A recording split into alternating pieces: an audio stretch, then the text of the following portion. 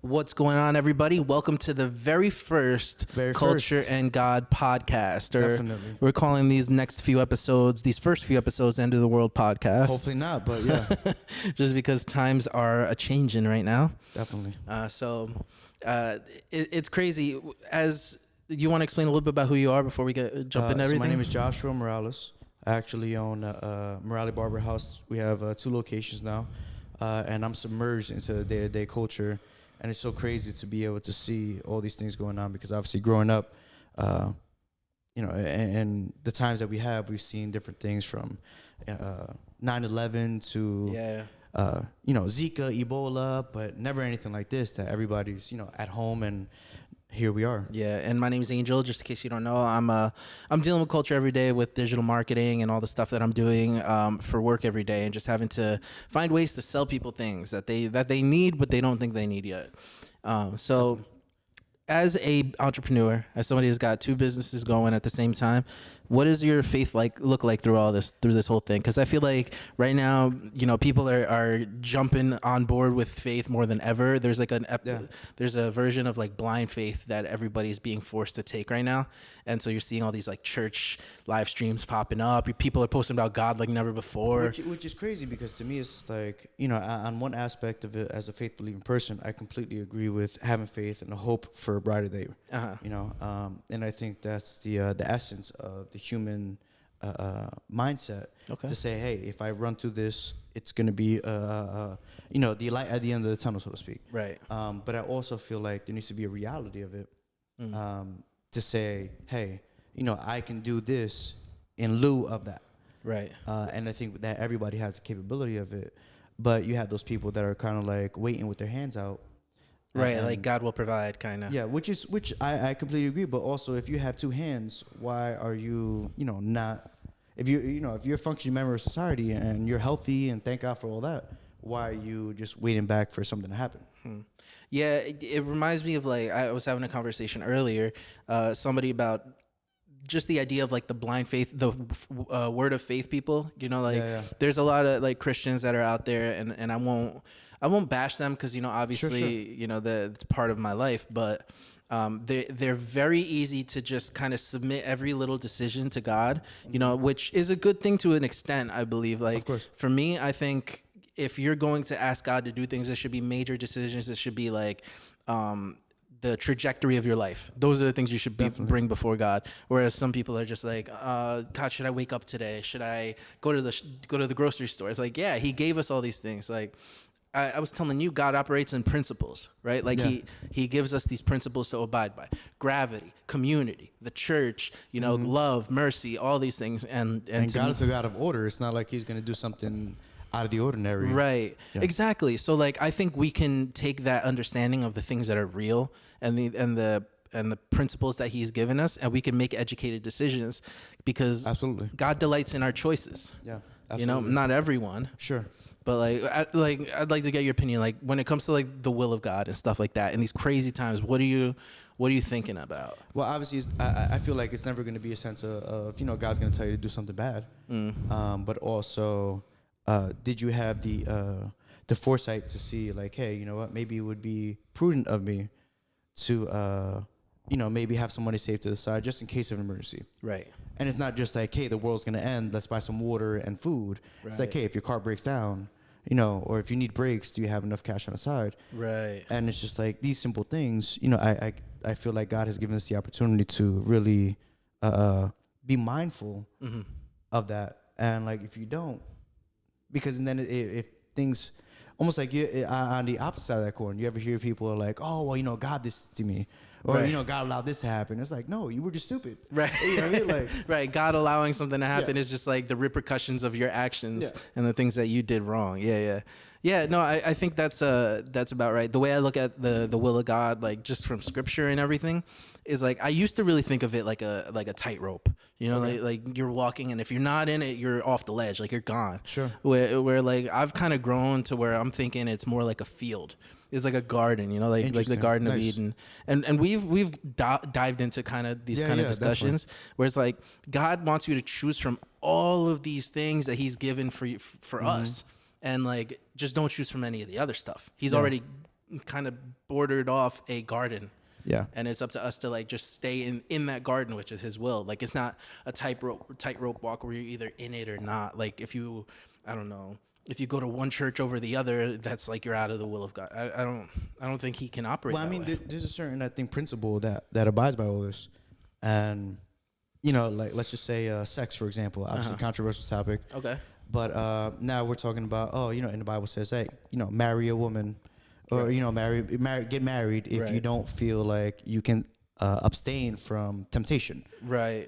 You know? If you're burning with lust. But nowadays, you know, and just speaking as boys for many years, it's no longer the fact of like, oh, you know, if you go look at a porn video, it's like, oh, you know, stepfather and stepdaughter are like banging now, and it's like, how far does this go before it becomes just ridiculous? Yeah, the sex topic always is interesting when it comes to society, because we've gotten to the point where we've normalized it so much that just the very act of sex isn't enough. Like we have to keep pushing the envelope and pushing the envelope. It's like it, and same thing with drugs. You know, it's not like, hey, just, you know, go take a shot or two, or, you know, smoke a little joint. It's like, no, let's pop freaking heroin, or now it's fentanyl. Yeah. And it's like, where does it stop, you know? Yeah, it's crazy because it's an ever-moving goalpost, right? It's like before, like in the 50s or the 60s during the free love movement, it was like, okay, having sex isn't a crime, right? Yeah. Okay, I can kind of get behind that because, like,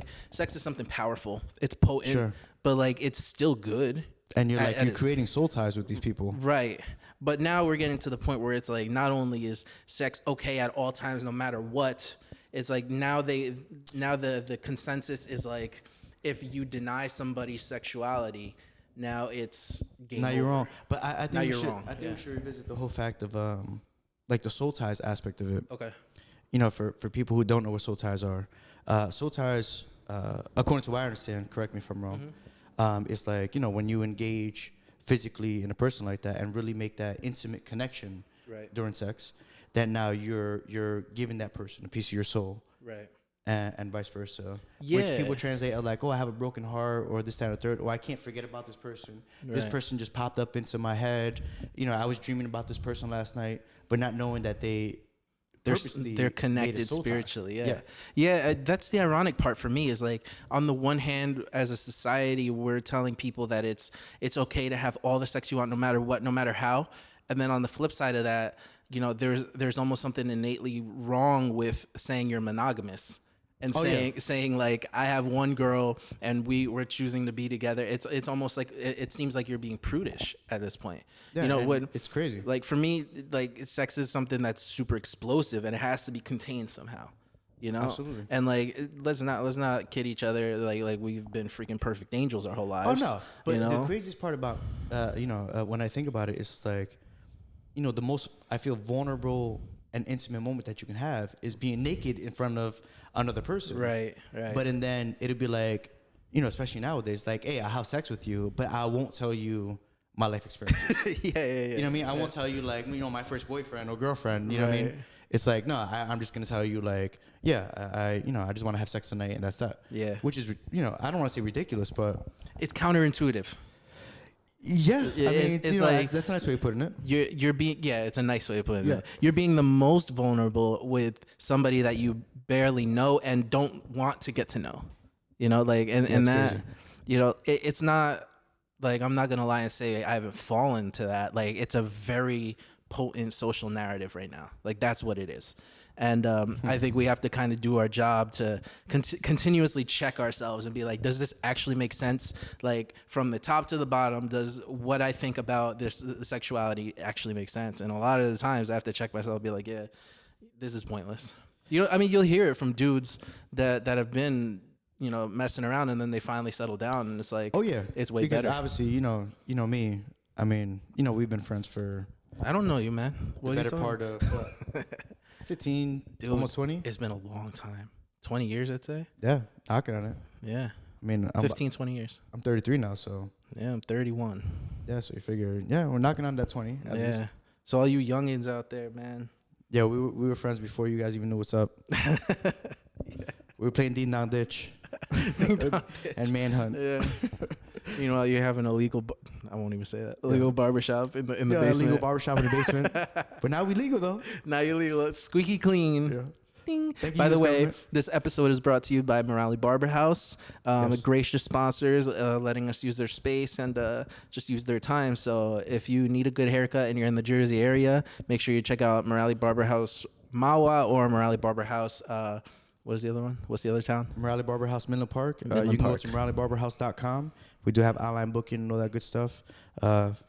Please feel free, and obviously we have good people Yeah. like Angel, and everybody gets taken care of like family. So Yeah, I mean, I won't be an example right now because we're in quarantine. yeah, we're in quarantine. There's no barber clippers in the barbershop right now.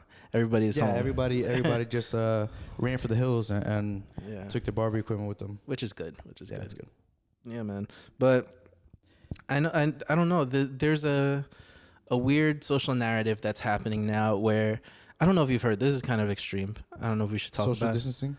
Social distancing is definitely so. That's not what I was gonna say, but yeah, I love it because it's like you're supposed to be social on social media, right.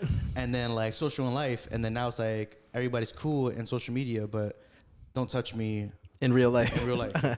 See, like the way I was looking at it is like just I work in like the blue collar world, right? So I have to constantly talk to people that didn't grow up with this stuff with social media and everything, and kind of explain to them you have to be social on social media. Don't just post things randomly. Anyway, don't let me go there. My point is my point is that like I think this whole quarantine thing has pushed us like 5-10 years fast forward to where now we have to do everything online.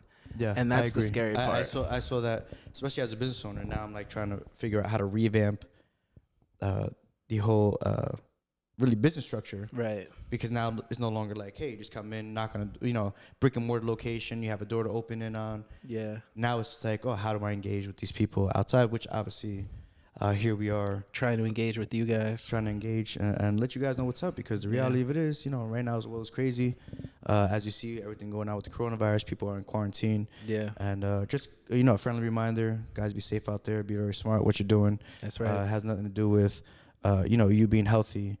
Just be conscious. You can pass it off to somebody a little older with this weaker immune system. Just be smart and be safe out there. It's very true, man. It's very true. It's a funny time we're living in. But I do think that this is going to be a good way to kind of get across the message that I think we should be taking on right now. And it is going to be a little controversial, not going to lie. This podcast is going to touch on things that you may not agree with. Buttons. Yeah, let's do it. We want to encourage you guys to stick with us, even if you completely flat out disagree with us. That's Tell the us why point. you disagree. Tell Comment us below. why you disagree. I'm sure there's going to be some polyamorous, feminist dude that's going to comment and be like, you guys are totally wrong about sex. I'm cool with that, man. Let's talk. Let's talk. I love it. I saw an article today that gun owners, gun purchases are on an all-time high now during this whole process.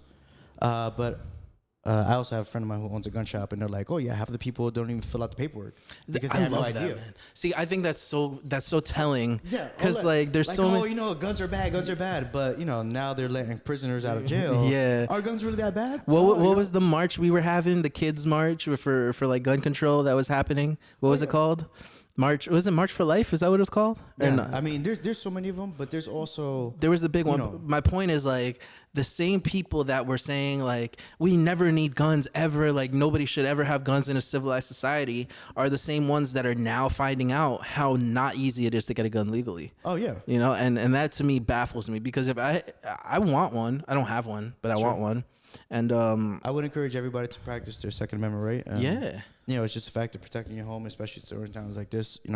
Obviously become acquainted with the laws and things of that nature. Right. Do things the right way. It's not like you're, some joker off the street trying to buy a gun. I will say this: everybody that I know that has a gun legally is very responsible with it. They're very absolutely. They You have know to how be. to take care of it. They know what to do and what not to do, and that comes with the territory. I have a 15-month-old kid at the house, and it's not like I leave anything locked and loaded in arm's reach. Like, Right. I'm very, very conscious, that he's walking around. He's gonna, want to test this, test that, and right. But my wife knows how to use it. She's a great shot. So That's good. See, what do you think about that? Just like equipping your spouse, right? Because I'm single, so absolutely, yeah. you have to. To me, it's almost like it goes back to the philosophy, like, you're only as strong as your weakest link. Mm. So if something happens and my wife doesn't know how to defend herself for whatever circumstance, Yeah.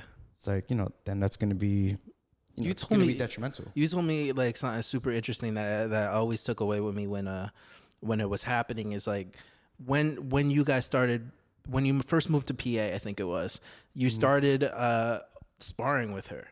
Yeah, And sparring. you started kind of She's pretty training. proficient with, she knows how to use a handgun, a shotgun, Yeah.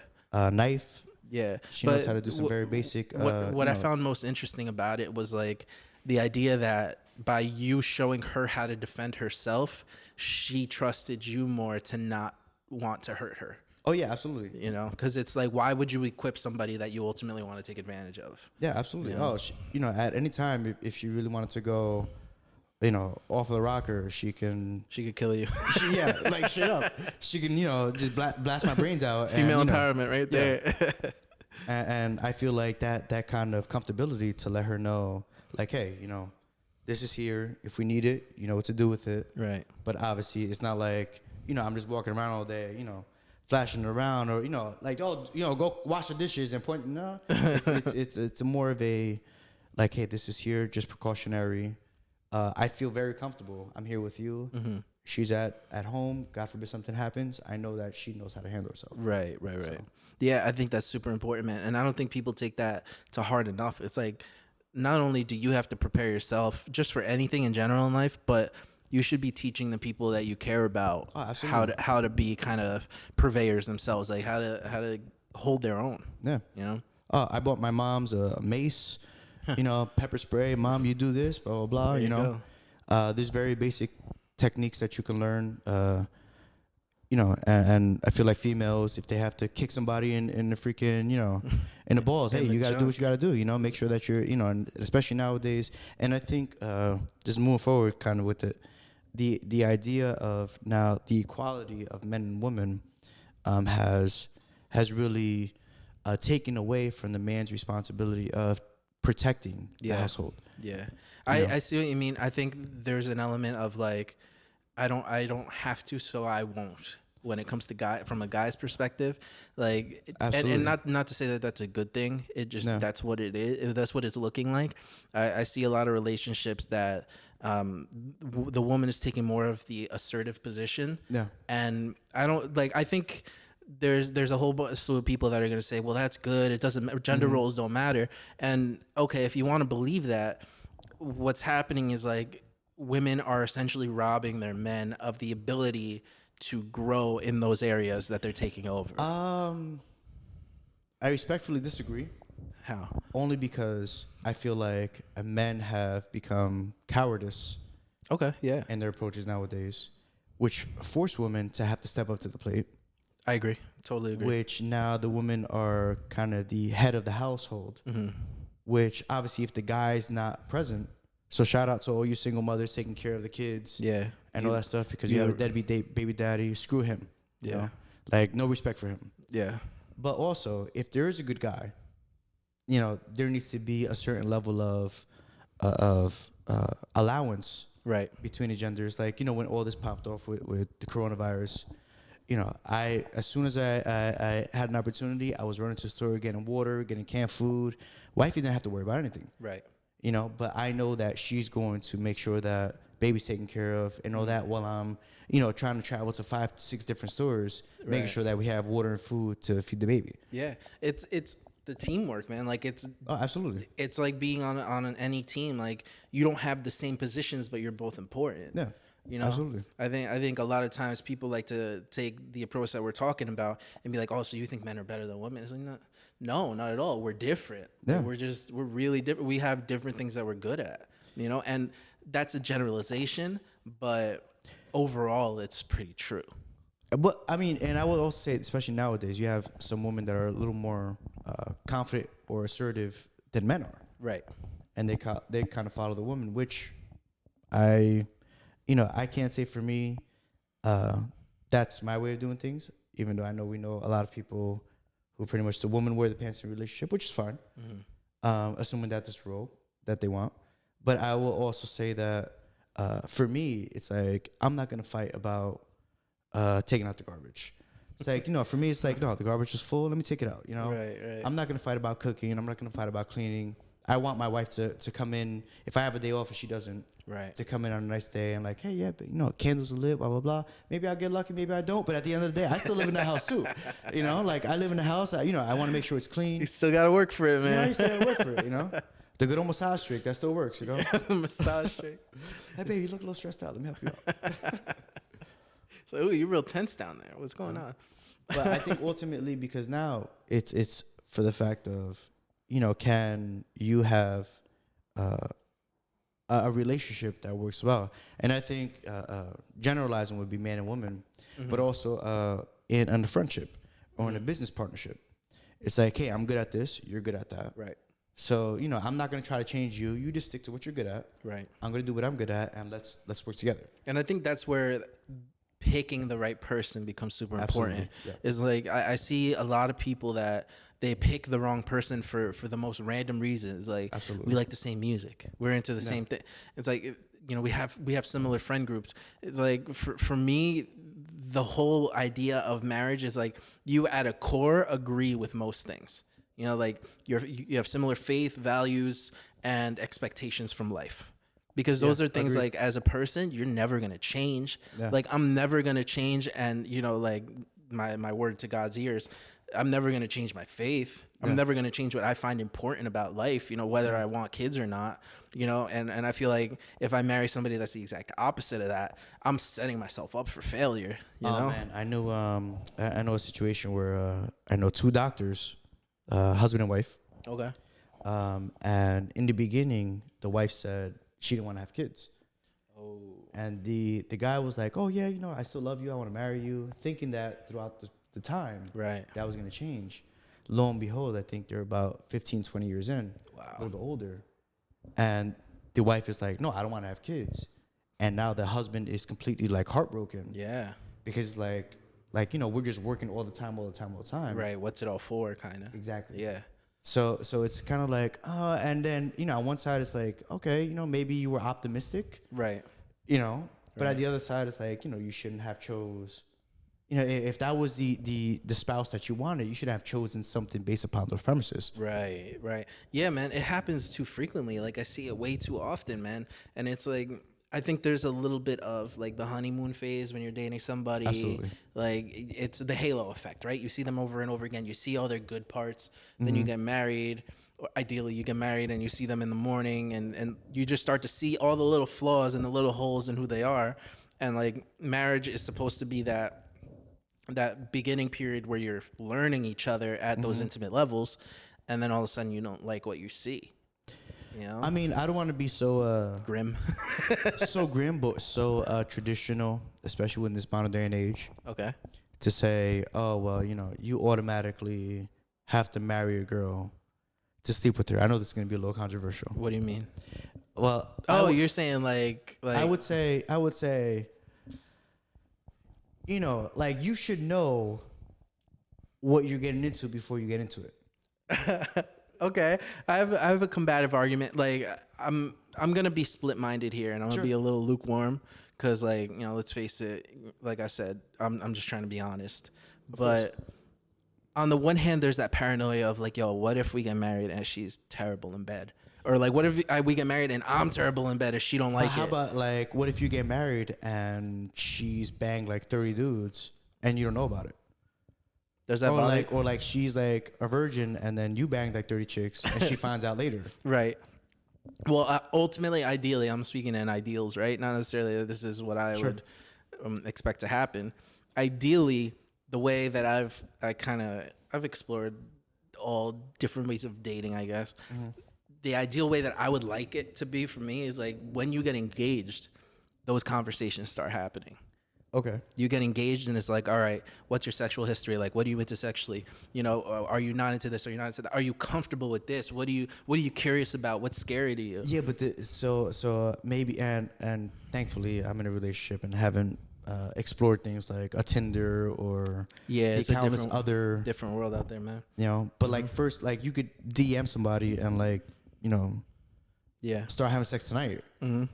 And it's just like, all those conversations that are to the side. And I would suggest that's probably not the best approach. What? You know what I mean? Just like meet some person online and like, hey, let's bang. Oh, yeah. I agree. Do kids even say that anymore? Bang? Bang? No. Remember knocking boots? Knocking boots. That's throwback. Smash. Smash is our Smash. generation. Wow. Yeah. End of the world podcast, guys. End of the world podcast. Don't smash on Tinder. We're not holding nothing back here, man. Don't smash. Yo, I heard knocking boots. First time I heard it was from the Wayans brothers. Oh my God. So knocking boots the with show. Pops. Knocking. What a great show, though. It was a great show. What a great show. But the reason I say that is like, all right. So getting back to like sex before marriage, sex after. Like ideally, you would start those conversations once you're engaged. Ideally speaking, you wouldn't have had sex yet, and this is just I guess an ideal. It's not what happens to everybody. So now, question. Okay. Russell Wilson married Ciara. Right. And was like abstinent their whole process. Right. Now she already had a kid from Future. Yeah. Right. And he was just straight trashing her right, the whole time. And Russell Wilson's gonna be like, having a kid already. Yeah. Now, Russ, I got love for you, bro. But you was Captain Save-A-Ho, bro. You know what I mean? Because you know what I mean? Because now, I would have been slightly frustrated with that whole conundrum. Because I'd have been like you're sitting here doing wild stuff with like rap stars. Mm-hmm. And I'm trying to treat you like a gentleman. Well, I wouldn't have gone with a girl that was having a kid from the first place. So here's my thing is like, first of all, props to Ciara for even giving Russell Wilson the time of day. Props to Ciara. Because that was an upgrade from. Right, but most girls wouldn't recognize. I wouldn't say most girls. Some girls wouldn't recognize that. Right, like they. Yeah. Okay. If you're a kind of girl that enjoys the Future kind of person, okay, odds are you're not gonna. Obviously nowadays that's like the big thing. Oh yeah, it's like a lot. Yeah, the more grills and face tats you have, the more girls you get. Oh, did you see the post I put the other day though? No. I was like, how many of you guys have your girls looking at you with your skinny jeans, wondering if you could fight or hunt? Oh yeah. You know what I mean? Like nowadays in these last days, like right. I'm sure Russell Wilson got his his little cupboard full of like end of times foods and stuff like that. Yeah, canned foods and all that. Yep. But what I'm saying is like, props to her for being able to make that decision to say, all right, I want somebody that's objectively into me and going to treat me a certain way. Whereas like she could have just kept going on a trajectory and dated other rappers and stuff like that. So now, my question is why wasn't her mindset like that from the beginning? Life or circumstances? Yeah, I don't think. I mean, it's not just Ciara because obviously we can use examples on the male side. Right. I don't think that her head was even there in that space. I think something happens as you like mature where you start to value yourself more. Interesting. And also she was just coming into Hollywood and she was like, into the music industry and just the allure of all that. I can't even imagine.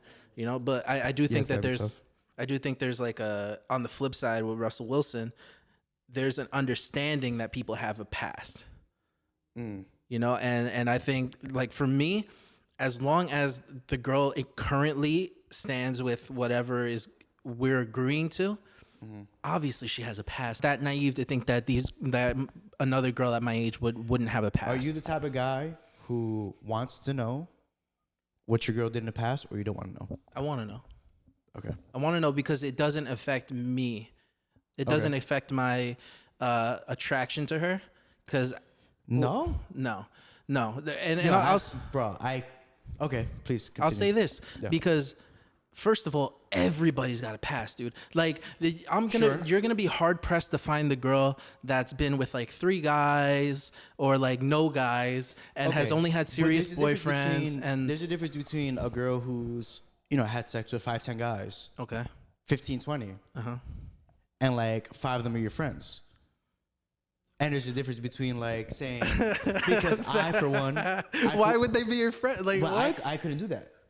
Because. Well, that's different. It's like they're dating people that you know. How many relationships nowadays are like, oh yeah, like my friend banged her and that's how. Well, that's like what we were talking about earlier, where it's like there's no line anymore. It's like, oh yeah, we had sex once. It was whatever. Like there's no intimacy to it. What my ideal is trying to say is like there's absolutely importance to the intimacy, but like what by the time we get to each other, that's what I want to focus on. Like I understand she has a past. I want to know what she's into. I want to know what she's not into.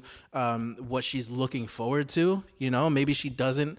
And the thing is, like, there's nothing to say that if you have those. I love the girl from the bottom of my heart. If she was with me, you wouldn't be with her. Not at all. Because in the back of my mind, all you would have to say is how my kids taste. You know what I mean? And I would just walk away in shame. And End of the world podcast. yeah, end of the world podcast. Say how it is. Right. You know what I mean? I couldn't, bro. I get it, man. And like, I'm not saying that it would be anybody I know, but like, there would just have to be that understanding. Like, look, you got a past. I have a past. Oh, everybody. We have to be adults about this, and like know that we have to be on the same page going forward. Like what happened before, we can't change that. Absolutely. You know, I do think there's a line. You know, like you know, stripper porn star kind of thing. Yeah, absolutely. But it's not going to affect my security in the relationship. Okay. You know, because like I don't know. I think it's just a matter of like, are you willing to not judge her for the things that she did in her past if she's willing to not judge you for the things that you did in your past? Because obviously she knows if she finds you attractive, she knows that at some point some other girls have found you attractive. Sure. You know, you wouldn't want a dude that like no girl likes. There's certain situations that, not many in my life. You're talking extenuating circumstances. But there's certain situations that I would appreciate the ignorance is bliss card. Right. And I'm like, no. Listen, you tell me that I'm the best you ever had. You lie straight to my face. I don't want to hear nothing else. Right? I don't want to hear who was this unless, you know, somebody's trying to come after you. I don't want names and addresses, bro. You know what I mean? I just want like the highlight reel.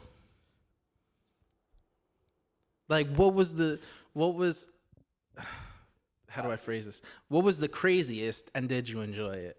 And I don't need to know who or when or where. I want transparency. That's it. Like yeah, but that's tough, man. That's tough. I don't know if I can.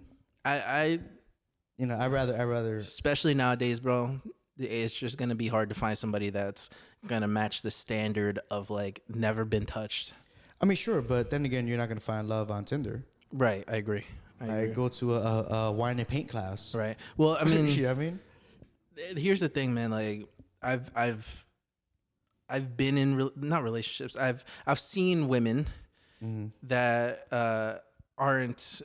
don't align with me at that base level, like we talked about. They're not religious or they're not spiritual. They don't want kids, you know, like that. And there's only so far that I can go with that. You know, like that's not gonna be the person that I end up falling in love with and marrying. It's just not gonna happen because like I know myself. Like 2 years down the line, when I'm like either like let's have some kids or let's go to church. But I guess the question is, would you still? I shouldn't indulge. I shouldn't.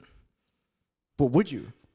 You know, I mean, I don't know if, you know. Flesh is weak, you know. The flesh is weak. Yeah. All right, so we're just gonna chalk it up to hormones at that point. At that point. You know, but I would say, sweaty. ideally, I'll grow into a man that wouldn't. Ideally. Yeah. And that's my main even point. to this day, man. You know, I'm super happy. But I tell wifey, I'm like, babe, I'm not with you because you're, you know, a supermodel or because you're a billionaire, some duchess from somewhere. You know what I mean? Like, no, I love you because you make me a better man. Right. And there's certain circumstances that I'm like, I'm getting mad. And she's like, oh, is that how a Christian would handle things? You know what I mean? And she'll tell me, I like, you're getting mad. Like, you're getting road rage because this person in front of you is driving like this. Is that how a Christian would handle things? Right. And it's like, oh, well, thank you. Right. Because, you know, but, you know, the reality of it is, and I have a philosophy, and it's kind of skewed. And I guess we can allow our viewers to kind of chime in on this. You're the king of skewed philosophies, by the way. Yeah, thank you. I don't necessarily believe in love as an all driving power. Okay. I would rather entertain more of a legacy kind of principles than the love kind of emotional roller coaster. I can get behind that a little. I think I know the Christian aspect of love is patient, love is kind, and these are all, you know, out of everything, you know, have love. And I understand that, but I also understand that in this day and age, love is so skewed that it's just like, you know, what, right? You know, I mean, and I'm gonna go real Christian on this. I think sure. There's a that's why reason. it's culture and God, you know? That's why it's culture and God. There's a reason that Scripture says, men love your women and women respect your man. And that's because those are the hardest things for us to do for each other. It's the hardest for a man to love his woman. You can lust after her. You can respect her. You can want to give her things. But the hardest part for any guy, love is patient, love is kind, love does not envy, love does not keep a record of wrongs. Okay. You know, so if your wife is spending all of your money, do you still love her? If she doesn't like have sex with you for like a year, well, you still love her, sure. Would you still love her? But those are things that have to be discussed. So, what is the difference between being in love, or loving? I think they're huge differences. I think being in love is kind of like a social construct, right? Like honeymoon status. Yeah, oh my God, it's almost like being enamored, being infatuated. Okay. You know, but like actually loving somebody, it's a little more of a mature toll. It's a mature toll, and it's like actions. Interesting. Is like, what do you actually do to showcase that you love this person? Yeah. You know, if she's spending all your money, are you gonna sit her down and like batter her? Or like, are you going to raise her up and be like, listen, if you really enjoy spending this much money shopping, why don't we get you a job as a secret shopper or something like that? You know, like build her up, you know, have some sort of solution. Don't just be like, no, not allowed, bad. I mean, I'm so grateful. I know the wife loves me because there'll be times that I come home late. Yeah. And like dinner's ready, but she wants to have nothing to do with me. You know what I mean? She's like, oh, your food's in the microwave. Right. No. It's like she's mad at you. She's like I'm sleeping. The baby's sleeping. She's mad at you. She's like, did you eat yet? Did you eat yet? She's mad at you just through her teeth. Did you are you gonna come home tonight? Yeah. Like, babe, it's only like 8:30. What It's are you talking 8:30. We got a curfew at 8. Yeah, we got a curfew. Oh, that's right. Corona curfew. Yeah. End of the world. But yeah, man, I think it's really interesting to see the way people approach just the whole concept of marriage. So how now to, I guess, make it a little more relevant, how do we as men really create a respectful, balanced, but proper structure as to what a man is supposed to do, or his role with a woman and her role, without and you know, I kind of want to gear away from the kind of Old Testament, you know, Bible bashing mentality. Well, I think it has to do, like, first and foremost, as men, we have to be self-aware.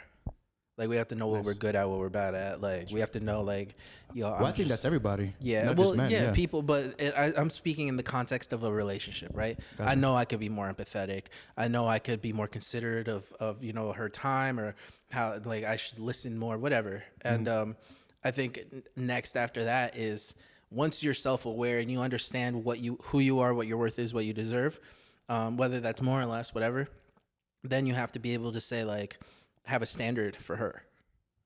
And it's like, listen, I'm dating you, engaged to you, married to you, because you've met this standard and I've met your standard, you know, and hold each other to that, because, like, I think that's part of it, right? You're trying to grow together. And obviously, you holding her standard is equally as important.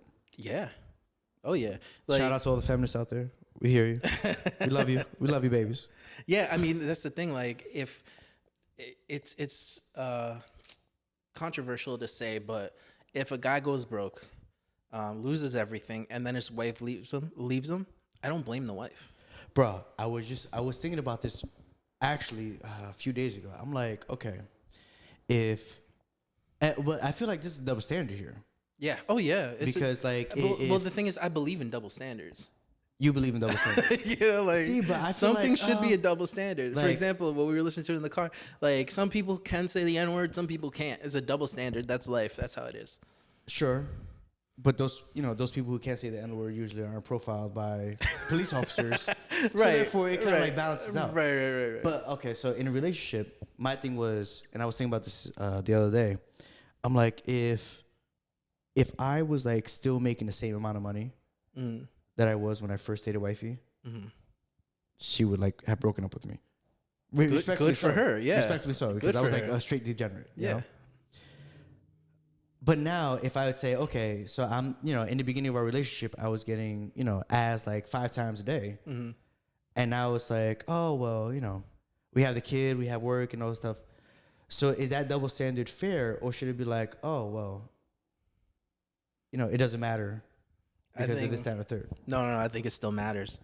You Like think so? I think regardless of what, like that's what I'm talking about. Holding each other to the standard is Okay. it's like I. So at what in point does it exchange- become like, oh, you're forcing me to do this, or now if I don't do that, That's a because good now question. it almost becomes like performance. yeah, like straight up like, yo, she's your on call Right. escort. Well, You know what I mean, and you're her freaking sugar daddy, like or vice right, versa. Right, yeah. I mean, there is the scripture that talks about never denying each other. You know? Okay. Like, and I think that's super important. And it's like the sex isn't a reward. The sex Yeah. is to recodify, to re-engage Yo, each I love other. Luda's line. What's that? Sex is a weapon. Sex is a weapon. I just agree, man. No, Like, okay. like I think girls that use sex as a weapon usually aren't as happy. I think that because they're using it tell as that an to all these famous Instagram models that are just like showing half boob pictures. you think they're happy? I think they're getting paid. They're getting paid. Does that mean they're happy? I mean, I think Do you out think of they're all the professions in the world, that's probably not the hardest one. I agree, but do you think that they're finding fulfillment in their personal relationships? I think finding fulfillment in personal relationships over social media is an oxymoron in itself. Yeah, that's true. Well, that's what I mean, you know? So I think that there's Like, is Dan Bilzerian happy? Did I Dan say his name? Bilzerian, that dude's an animal. He's an animal. That dude's Right. an animal. Yo, But, shout like, out Dan, man. Yo, I just got a party with one day. But, there's a funny like, you know who Chris D'Elia is, the comedian? Yeah. He talks about Dan Bilzerian, and he says, he's like, I get it, you know, if you want to have all these girls on a private jet, but what do you talk about? Like, But you're do you gonna think talk those with all girls- these girls. Do you for- think those girls know? They're like, oh, I'm just gonna, I'm gonna connect to a soul, so that's why I'm here. I think there's a part. There's definitely there's a like part they of know them that- like, yo, I'm a sexy chick. Yeah. So therefore, I'm gonna get with this guy who has a lot of money, fly on his jet, go to exotic places around the world, party. Yeah. Well, I think society's done a disservice to women in the sense that like we're Women run the world. Beyonce said it, and I mean it was true before that because Helen of Troy. Yeah. They were having wars Yeah. over chicks. Yeah. Well, what I mean is like a disservice in the sense that like if you are a beautiful woman, there's almost like a different expectation of you.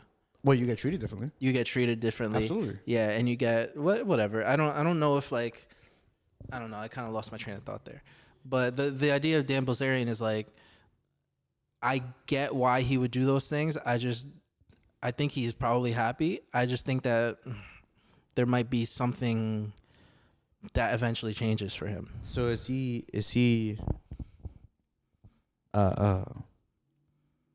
I guess is he embodying the whole man ideology? In what sense? He's got money, he's got all these beautiful women around him, traveling the world. Is he the man? Compared to like a Jordan Peterson. That's a good comparison. I think it depends what you deem valuable. Like me at 20 years old would have been like, yo, I want to be best friends with Dan Bilzerian. Yeah. Me right now, I'm like, I just want to hang out with Jordan Peterson. Yeah. And I think like there's good things about both. Like the ability of Dan Bilzerian to make himself I hate using this word because people automatically think douchebag. Sure. But like the alpha of any situation, Sure. that's a desirable quality for women, obviously. And I think there's something to be learned there. Do you have to take it to the extent where you're starting a marijuana company and you're paying all these girls that are models to come, or not paying them to come and hang out with you on Is that what he's boats? doing now? He Ignite is his marijuana company. Nice. Good for him. Yeah. So that's the thing. It's all wrapped around his business. So like these girls being there build up his personal brand, and they ultimately build up So who it's all he a ploy. is. I mean, he's still hanging out with them. Yeah. And he's obviously doing whatever he wants to do. Sure. So like, I think there's a level of like, I respect the fact that he went after something and he gets it. So do you respect the women that are essentially encouraging this behavior? I'm sure getting some benefit out of it as well. Yeah, well, I think that's the thing, right? It's an exchange. They get status around somebody that's very successful, and in exchange, Dan becomes more successful.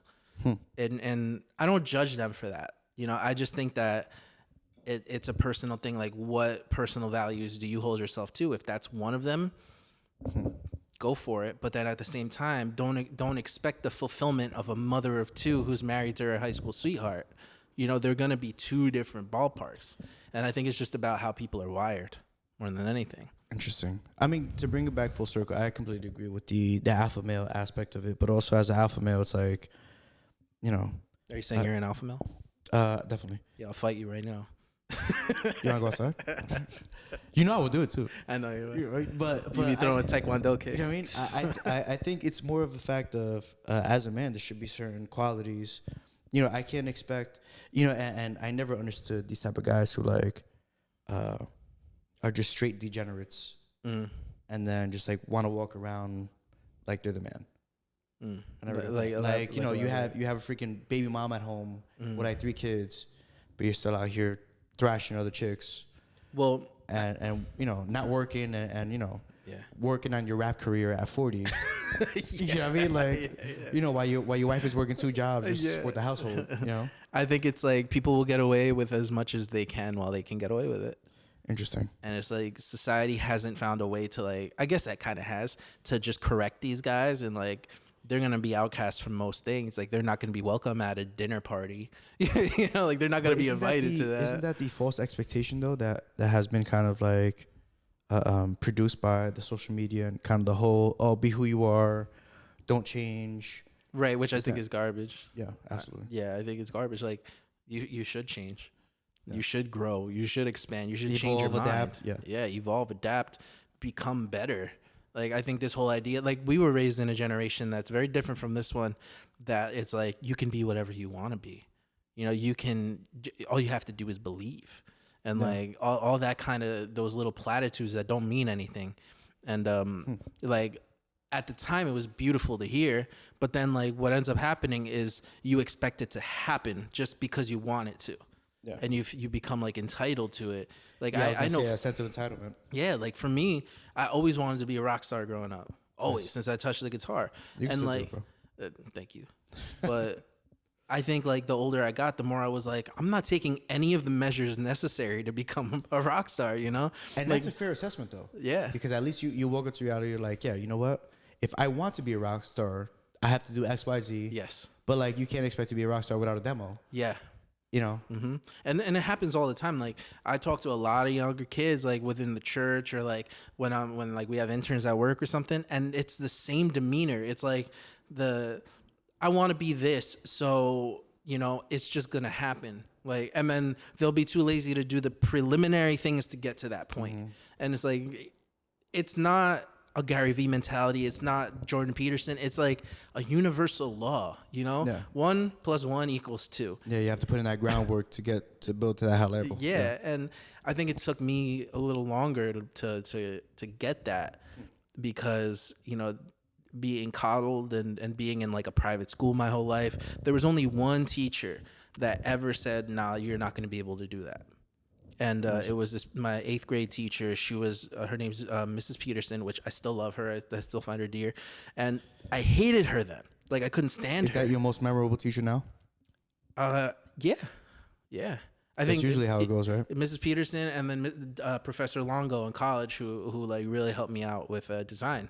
Nice. But she told me, like, yo, you're not going to be able to get into Bergen Catholic. You don't have the grades. Wow. And I hated her for that. I was like, yo, screw you, lady. You know? Yeah, and you don't know me. And then I got in. Yeah. But if she would have never told me that, who knows if I would have gotten in. So that's great, because that's like, that goes back to like the fundamental, I guess, motivation of it all. Because it's really, shoulder. Yeah, it's like the little chip on your shoulder, which I don't feel is a bad thing. No. Because, you know, I've had so many people, oh, you're not going to make it and all that. And then now those same people are like, oh, Josh, you're doing so great. Right. ex-girlfriends that are like, oh, I hate you. They're like, now they're like, Josh, oh, I miss you.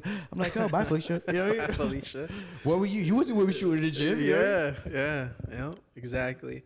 And I think that's the funny part, man. Like, we get told these lies all day of like. Shout out to everybody who did believe in the whole process, though. We love you guys. Yeah, for real. So we're gonna wind down a little bit now because we don't want to keep you any more than an hour or so. But yeah, it's funny to see how things progress and the work that you had to do, and if you would have just known earlier in order to do that work to get there faster. It's like that's why like I'm starting to really understand the phrase "youth is wasted on the young." Yeah. Absolutely. But hopefully, what we're doing now is gonna just shed some light to, encourage some younger folks to save a few years and stuff like that. And I tell it to everybody that is younger than me, employees, stuff like that. I'm like, hey, if you can save yourself 5-10 years, learn from my mistakes. But I also look at guys 5-10 years older than me, and I'm like, yeah, if I could learn from your mistakes. Yep. Oh yeah. And I think that's what mentorship is important. And just humbling yourself to be able to learn something from people. Like I think a big problem in our culture, especially with guys, is like we want to know everything. Like we think we know everything. We don't need correction. And it's like there's so many people that know more than you, regardless of who you are. Yeah. And like being able to humble yourself enough to be like, I need to just listen to this person for an extended amount of time. Even younger people, especially with all this tech stuff going on. Oh yeah. I'm like, what? TikTok? Yeah. What is that? I will say, like, just with my job, I did a conference like last month in Miami, and most of the people, if not all the people in that room, were older than me by at least 10 years. Wow. And I was humbled at their humility to be like, yeah, we don't know anything about this. Teach us, kid. Nice. And that to me was like, yo, these people they're serious about their success. Yeah. They don't care what the source is. If you know what you're talking about, give it to us. Absolutely. So it's really refreshing and it's encouraging. I hope I can have that attitude when I'm their age. Yeah, for sure. Yeah. We will, man. So closing thoughts, man. Closing thoughts. Obviously, we're just kind of laying it down. Yeah. And I would just encourage everybody out there in the universe to just be good people. If being a good man is not lifting 1 million pounds or having 1,000 chicks. It's being a good man, making sure that you protect your family and do the right thing, no matter what the circumstances. Same thing with being a good woman. Good woman, you always make sure that family's taken care of and you protect your own. And I would say for everybody, just be responsible, just be smart. Obviously, we're living in some crazy times right now. Yeah. And we all have an opportunity to either make this world better or worse. So I know we were speaking on a few things, but guy or girl, if you're single, if you're in a relationship, it should just be, if you're heterosexual, homosexual, whatever, it's just be a better person. And the reality of it is, those principles don't go anywhere. So we just encourage you guys to stay motivated, stay strong. Obviously, you guys see what's going on. And, we'll be here trying to motivate you guys and push you guys towards the right direction. Yeah, we'll try and be here weekly for you.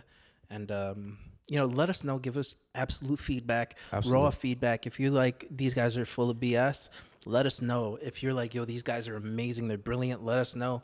The more feedback we get, the better we can make this for you guys. Absolutely. So, especially you right there with the red shirt. So please like, comment, share, subscribe, do all that good stuff. And we'll see you next week. Take care, guys.